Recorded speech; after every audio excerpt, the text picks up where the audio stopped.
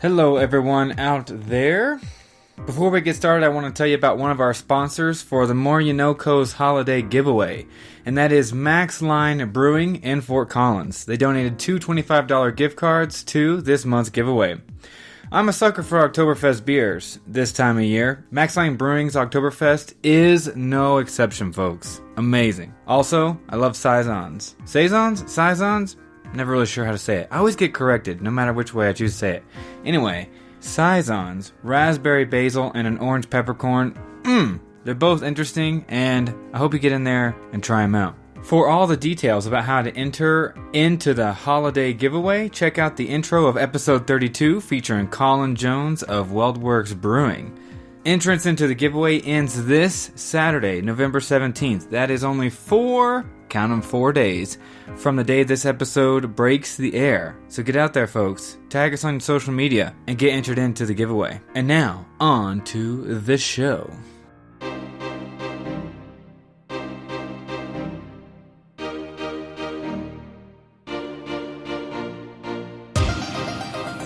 Hello and welcome to the More You NoCo.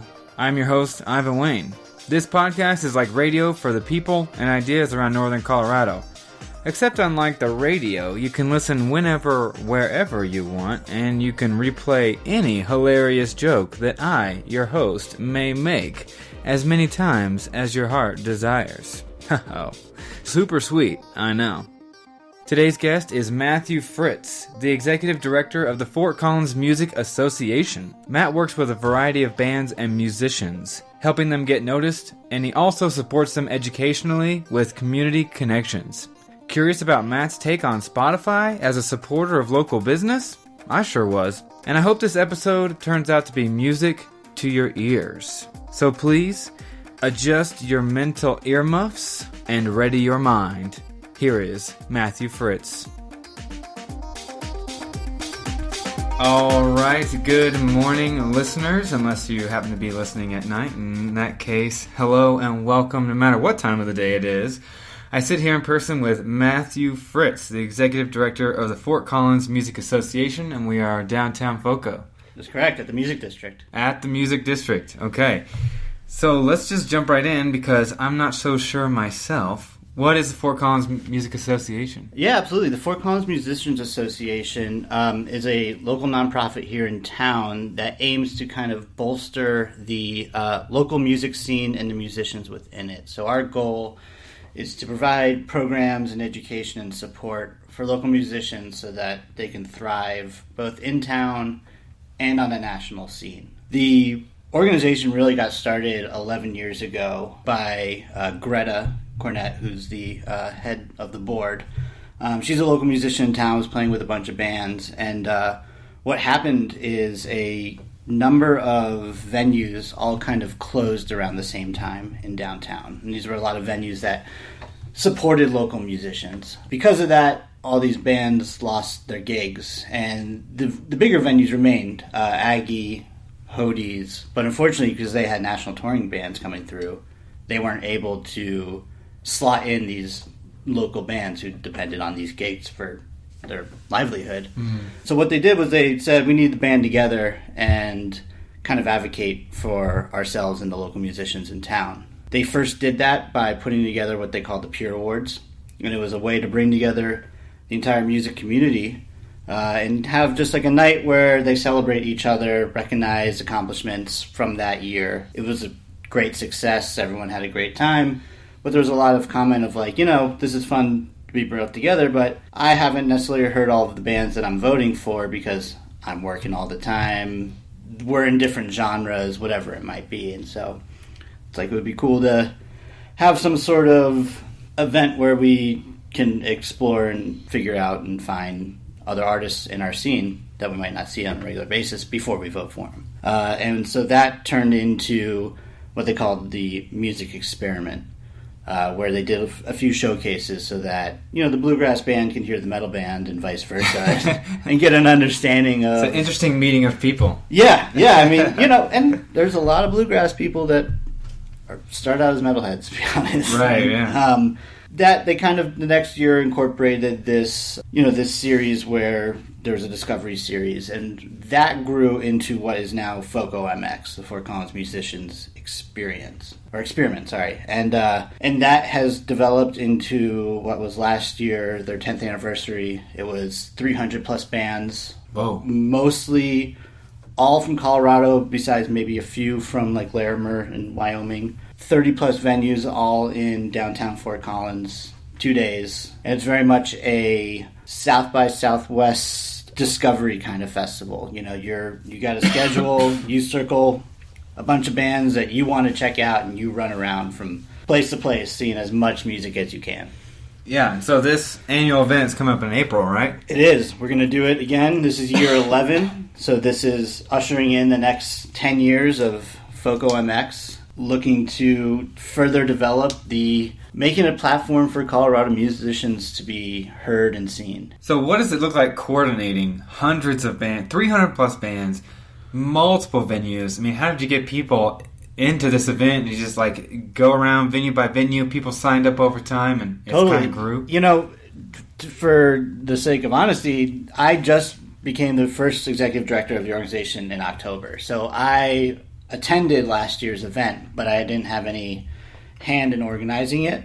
With that said, it takes a lot of logistics in terms of finding venue partners, and usually the venues are gracious enough to lend us their space, and we pack them full of bands and people, night after night for 2 nights. But in terms of bands, we open up a portal on the FoCoMX website and encourage anybody who is in Colorado to submit.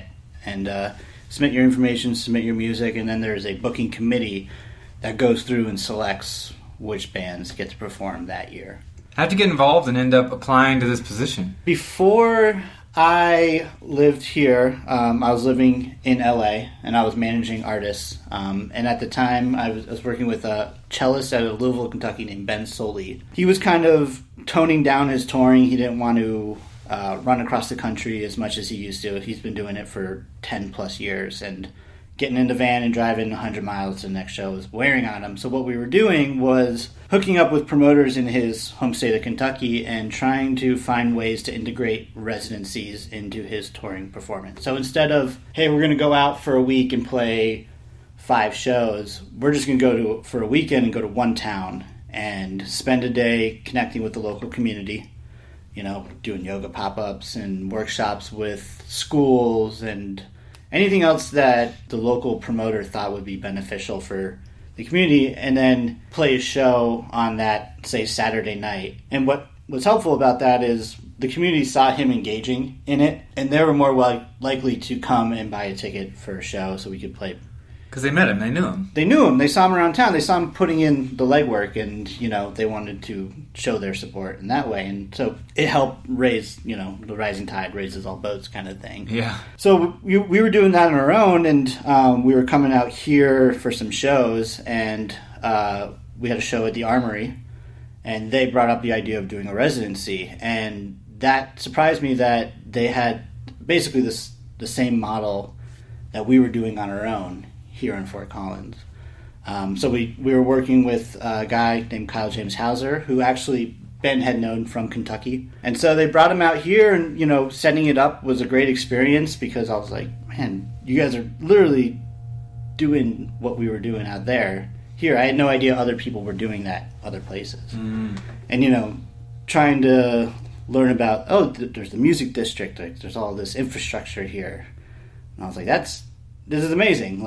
And then the show sold out, and it was probably one of the best shows on the run, and it was amazing to work with the community here in Fort Collins to bring an artist like that to town. So that kind of put Fort Collins back on my radar, and then learning about Bohemian and the music district and stuff like that. So skip forward a few months later, another band I was working with, King Cardinal, came to play FoCoMX, and Greta, who I mentioned before, runs our board, but also does the marketing for Bohemian. I had worked with her a bunch for both Ben and King Cardinal for FoCoMX, and at that time I saw the call for an executive director. Me and my wife had been living in LA for 5 years, but ready to get back to Colorado. And this seemed like the perfect opportunity to continue to work with musicians, but do it on a bigger level, on a community-wide level. Before, I was only able to help so many, and now I'm here and able to help a ton more. Yeah, where were you before LA? I went to school in Boulder at CU and lived there for 10 years, and then grew up in Connecticut. In Connecticut? Yeah, so I've done all C states. Connecticut, California, and Colorado. Oh, man. Yep. I'm trying to think of other C states that you could operate with. Carolina, but I don't count those because they're north and south. Yeah, it's still in NNS. So, I think... Are those all the C states? Are there any other states that have a C? No. So you've looked into this. Yeah. Close to getting a tattoo about it, too. You got nowhere to go. No. You can't, C states. You can't live in a non-C state now. I don't know if I want to. I think Colorado is such an amazing place to live right now. And that's part of what excites me about doing FoCoMX and making it a festival that celebrates Colorado music. Is there's a lot of pride in this state. You can't walk around the streets without seeing someone in some sort of t-shirt or hat that has the Colorado flag on it. Mm-hmm. Like I said before, especially with Fort Collins, but I feel like it applies elsewhere. People are excited to live here. They want to live here.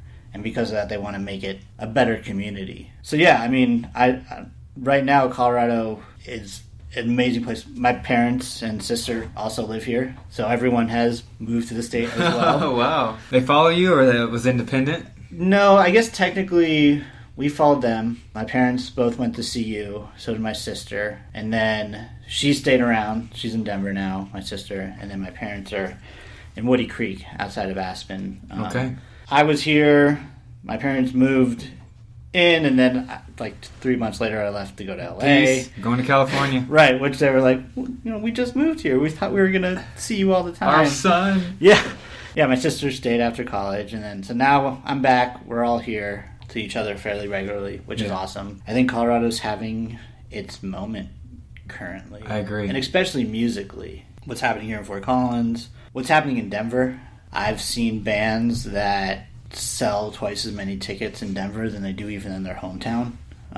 There's such a supportive group of people who are passionate about music that are continually going out to see live music. Yeah. At any given time on Colfax, you have a sold-out show at the Fillmore, sold-out show at the Bluebird, sold-out show at the Ogden, all within 3 blocks of each other. And it's like people, where other towns where people will go to bars, they go to music here. So, correct me if I'm wrong, but in the beginning, I felt like you mentioned that you support bands from two sides. So there's the part we kind of touched on more so, and that is getting them promoted, getting them out there, getting more fans. Yep. But the other side is you mentioned you do some education, some classes for them, and so from the other side, you're supporting bands in what way? Yeah, so we are really developing our educational side of FoCoMA currently. There's a few things that we're working on that I'm not going to mention quite yet, but it's going to be top secret assistance for musicians should certain hardships come. And I think that's important to have because it's such a fickle world to live in as a musician.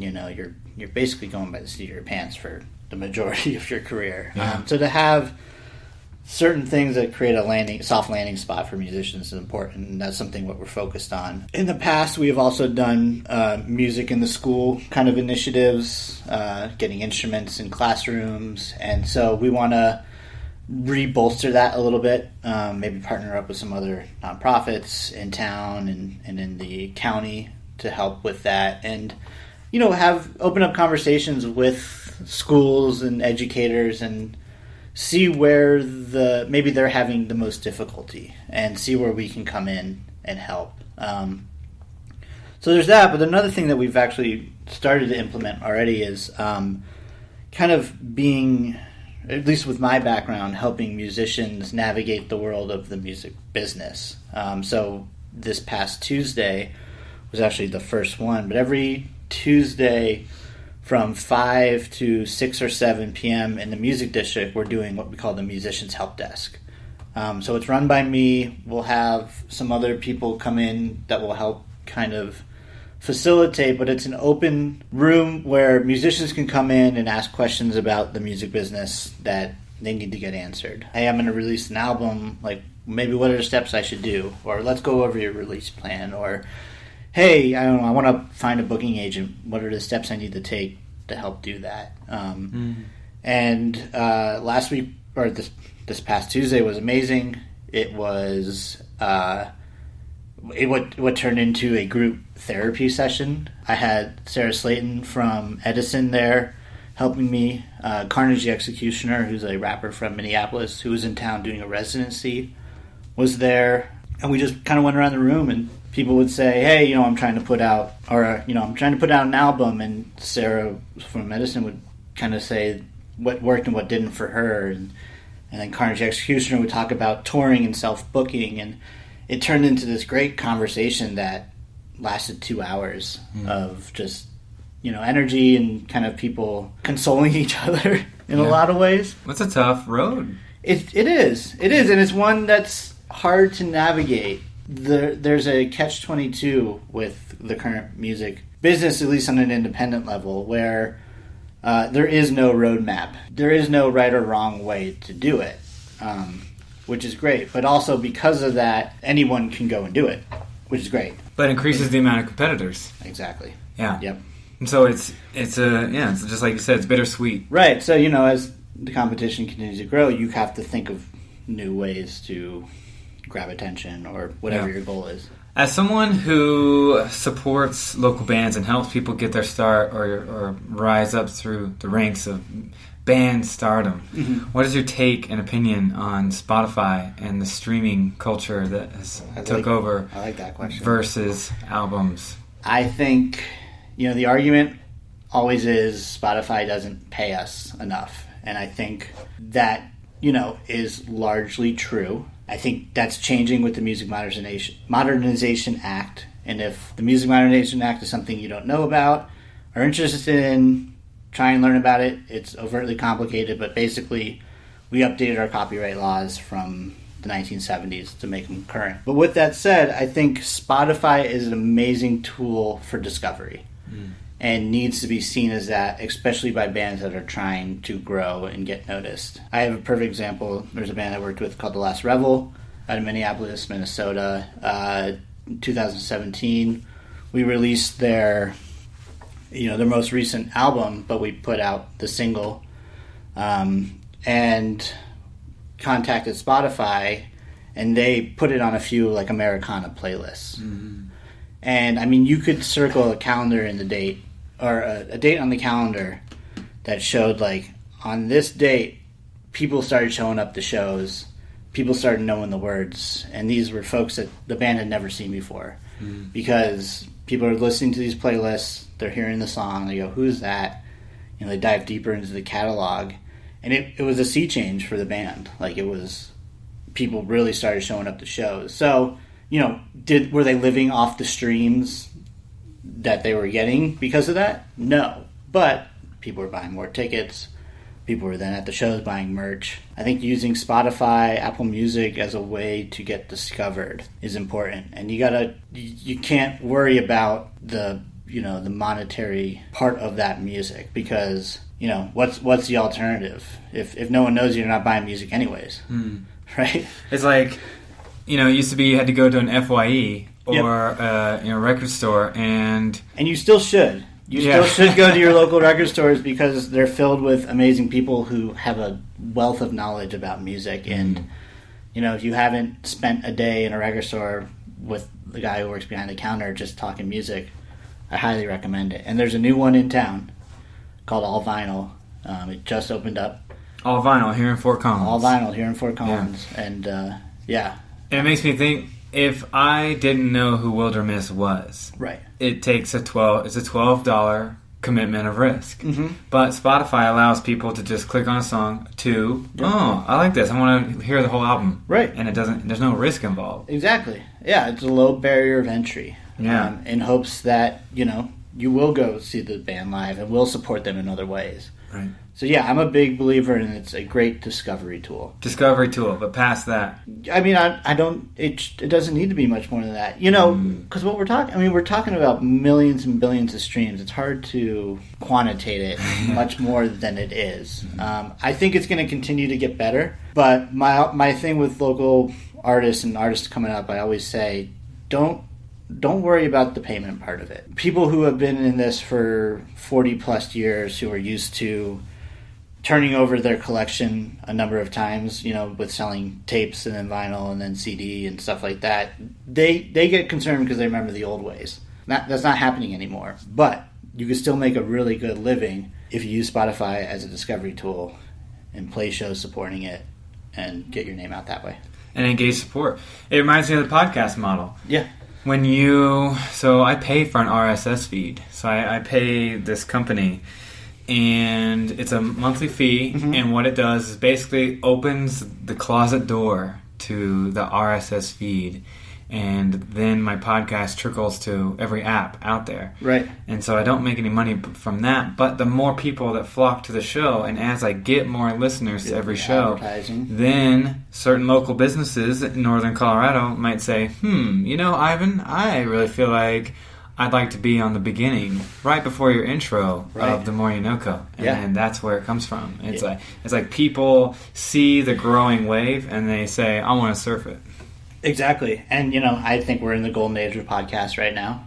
I listen to a ton of them. I think that's another tool that bands can use in some way to reach more people. You know, like you said, it benefits you to be everywhere. I think that's the same with bands. If you're saying, I'm not going to put my music on Spotify because I don't get paid, you're going to miss out on, I don't even know what the current subscriber rate is, but 30 million potential listeners. You know? Like, why would you do that to yourself? Why? Yeah. And we've had a FoCoMX band on the show before. Have you? Yeah, Post Paradise. Oh, awesome. I think it was episode 11. Nick Duart, the lead singer. What did you talk about this? I don't think we touched on... Oh, maybe. Okay. This shows you how well my memory is, because now it's like stacked among all these things. I'm trying to think. I know it happened at the Museum of Discovery in Fort Collins. Cool. I remember there was a train, and they kept making announcements that interrupted like every 10 minutes. In the museum. Yeah. The train is something that you definitely have to be aware of, especially with microphones that are live. So that thing will come through. And I really like their music. And I wasn't just saying that to like fluff him up, but I found them on Spotify. And I enjoyed them before he had even said yes. I was listening to them on Spotify. Right. See, that proves the point. Like if they weren't on Spotify, you wouldn't have seen them. You wouldn't have been able to give them a platform like you did with the podcast. Yeah. I just think nowadays, like, it used to be that there are gatekeepers in this industry. You had to go through one of the major record labels to get your music made and out there, and they were selective about who it was. There's none of that anymore. So you don't know where people are going to discover you from. It could be social media. It could be Spotify. It could be one of our local radio stations, KRFC, Colorado Sound, KCSU. Yeah. Be everywhere and be constant. Wave your arms as much as possible because, again, you said your memory gets clouded. We have short-term memories. Yeah. We get so much. We get distracted all the time. We're being inundated by media. So it's consistency and being everywhere. That's a thought I've had lately is, do I really want to add to this overwhelming surge of information that people have? You know, I'm putting out that podcast, and yes, I want people to listen, but I also know that I'm part of this overwhelming information. Why do you do it? So I started it because... I just enjoy creating stuff. I've written books before. I like to write short stories, and I write a lot in school in my PhD program. So I like producing things. I used to make up fake like board games as a kid. Yep. All the time. My parents probably so sick of just the new game I wanted to teach them. Right. But I really enjoyed podcasts, and I kind of felt like, man, I really want to make one. But what's one that I believe in? As I've gotten older, I really believe in this feeling of community. I really think that people, not necessarily knowing their next door neighbor, but people knowing the area around them, it gives you this background emotional safety net. Right. And it helps with mental health. It helps us feel like we belong. I think it helps to go out to the store and see someone you know. Maybe you don't have a long, life-changing conversation, but you're with people that you know. Totally. And especially as life gets busier and we interact with people online more, seeing people face to face and having a sense of community, I think is very important. And so I started the show because I wanted people to both be entertained, listen to the episodes and think, oh, that's interesting, I'm really glad I tuned in. Mm-hmm. But I also wanted them, after 10, 15 episodes, to feel like this area that they live in is more of a bit of home. And that they can listen to a podcast about a brewery owner, and then guess what? 3 months later, they meet that brewery owner, and they say, wow, I heard you on the podcast. Yeah. Or they go to the Greeley Philharmonic, and they see a show, and they're just like, wow, because I heard about this on the podcast. Yeah. You sound like most musicians. Yeah. Being a musician is not like... I mean, I think it's a great career choice, but it is not guaranteed in any sort of way. But why you do it? Because music is what drives you. It's like what gets you out of bed in the morning. It's creating something. The same reasons that you started this podcast are the exact reasons why people continue to play music. And I was going to say earlier, I want to advocate people to take that risk to get out and just view and listen to musicians in your area. Yeah.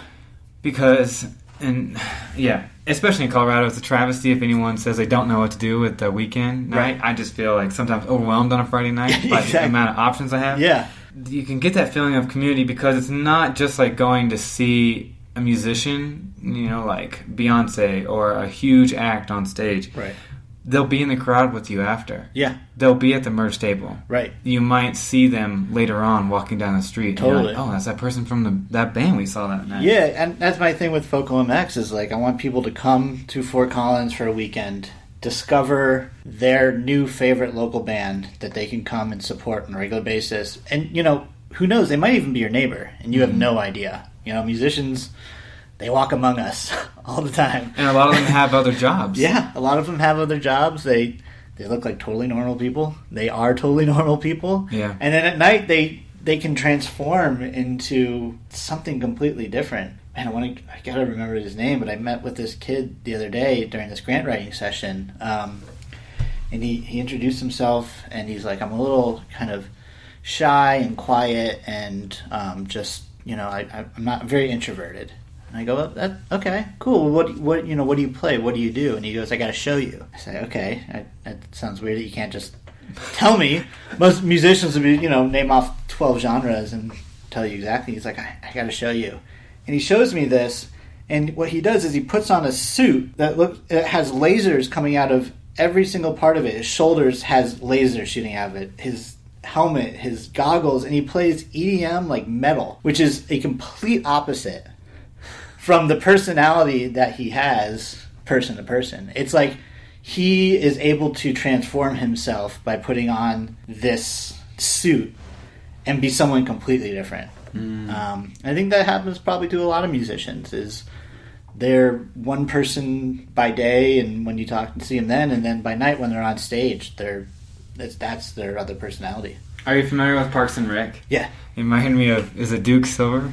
Yeah, right, exactly. Where Ron Swanson. Yeah, where he goes and plays the saxophone, and it's exactly that, and that's really cool to see. Because a lot of musicians, coworkers at their other job, have no idea they're in a band. And going back to what you were talking about just a little bit ago, of like going out and seeing music. If you want to find a place to belong, there's a reason that it's called a scene for it's the metal scene, the bluegrass scene, like.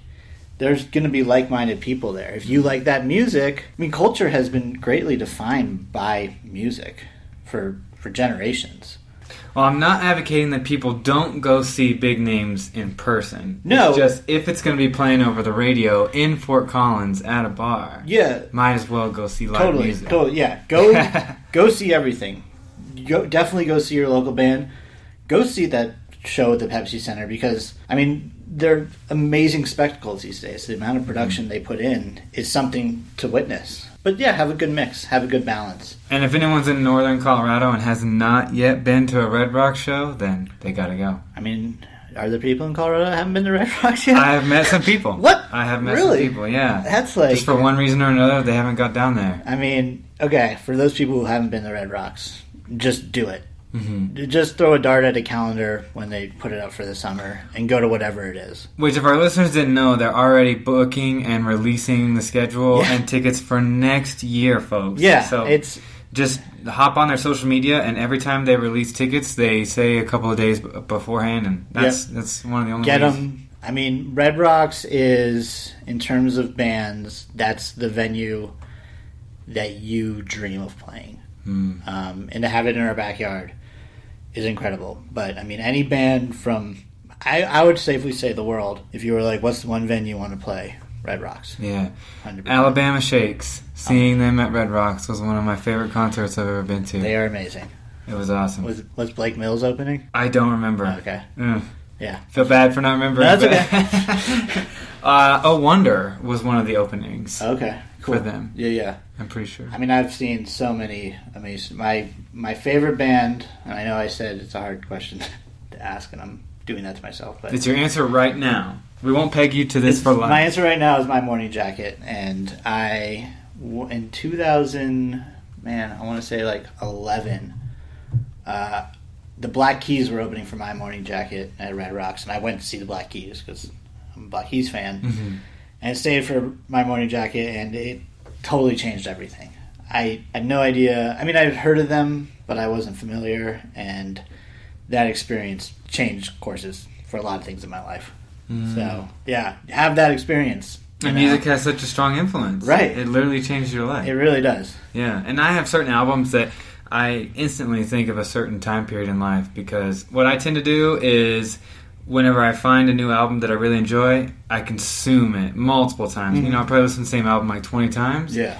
And so it encodes, and it's a snapshot of my life at that point. Totally. And then transport yourself with a song. Right back there. Yeah, there's a band called Miss Mister that I listened to a ton, and I saw them live twice while I was in Dallas. Right. And so immediately anytime I listen to Miss Mister, I think about my time I spent in Dallas. Yeah, I like Iron and Wine, their EP Woman King. I listened to a ton freshman year, the fall of freshman year of college. I put that on, I can go right back. Yeah, I mean, you know, they say smell is your strongest sense of like... Yeah, supposedly. I don't know. I think it's music, but hearing. I'm biased. Right. Well, you know, we all have different acuities to different senses. Some people need glasses, some people don't. Yep. Some people are super tasters, some people don't taste as much as others. Right. So maybe there are those that hearing reacts with our brain a certain way, where music is a stronger reaction within us than others. Yeah, absolutely. So you grew up in Connecticut. You came out to Colorado for college. How was your experience out in LA for 5 years? It was great. LA is one of the epicenters of music. So because of that, there's a lot of people doing amazing things at a very high level. And to have the ability to kind of experience that and gain from it, you know, through osmosis a little bit was really impactful for me. You know, I was able to see people doing stuff at a high level and equate that into my own practices. LA there was always something going on. There was always something to check out, whether it was a huge show or some underground thing, and, you know, a lot of things started coming out of there. I love my time in LA, and the food was great. Yeah, but also good to be back in Colorado. Yeah, no, we were ready to come back to Colorado, and no matter what, Colorado always still felt like home. Home, yeah. Yeah, I mean, I still have a ton of friends here, obviously family, like I mentioned before. And LA's not going anywhere. It's 2 hours away. It's, you know, I have a ton of family still that lives there. You go back and see. But this just seemed like the right move, and especially coming to Fort Collins because it's really putting itself out there as trying to be a music city, and being part of that, I saw an opportunity. So besides FoCoMX coming up in April, anything else on the horizons right now for Fort Collins Musicians Association? Yeah, or yourself being in this brand new role? I know. We're going to be doing a meet and greet / musician mixer on December 9th at the Downtown Artery. Okay, December 9th, Downtown Artery. December 9th, Downtown Artery from like 2 to 4. It's free. We're going to just try and get together anyone who wants to come from the community, but especially musicians, to hang out together, hang out in a non-musical way. Like, it's not because you're together because there's a show or a festival. This is just a hang on a Sunday afternoon. We're going to do like local band bingo. We're also going to introduce me as the executive director so I can meet everybody and let them know that I'm available for anything that they need help with. Just have a hang for a little bit. And then we're going to bring back the Peer Awards. They skipped them last year, but they're coming back this year, and we'll be announcing the dates of that, I think, as well as FoCoMX at that party, launching a new website, kind of rebolstering. It's a big time. Yeah, we're excited for all this to kind of ramp up and, continue to grow. And that mixer event is building community and camaraderie between musicians. Right. When they're feeling a little down, like, oh my gosh, I just don't feel like we're growing as fast as we want, or not as many people showed up at that last event as I was hoping. Yeah. But to have friends, to have community, to have other bands to be able to go see each other, play with people they know. Yep. Yeah, I mean, music by its nature a little bit has become competitive in some ways. There's a lot of volume of bands and artists and not that many venues, so you're essentially competing a lot to get that slot or that date or that recognition, that's human nature. But I think bringing people together in a non-musical way where you can lower your barrier and, lower your shield and just hang out and commiserate. We're looking for the same thing. Yeah. We love music. Yeah. We love making it. Maybe two people meet and they go jam together and that starts a new band. Right. Who knows? Or someone picks up an opener, or they say, let's open for each other. Yeah. How neat, Yeah. Yeah, music, like I said, is competitive, but it doesn't need to be all the time. So bring everyone together. We'll have a few drinks, hang out. Because I feel like it's one thing if you were to play a show on a lineup of 5, but what if 3 of the other bands were your friends? Right. And you've played with them before? Yeah. Like, what a good experience, especially if you book a couple of shows that way. Right, totally. You're hanging out with like 10 of your friends. I've seen it done before successfully. It's great when it happens. Well, anything you want to leave with people about the Fort Collins Musicians Association besides the mixer, and keep their ears out for this FoCoMX? Yeah, we're here to help musicians. That's been my passion. That's the passion of the board members. We want to see this community grow musically. And anything we can do to help, reach out. We're willing to meet one-on-one. Just ask.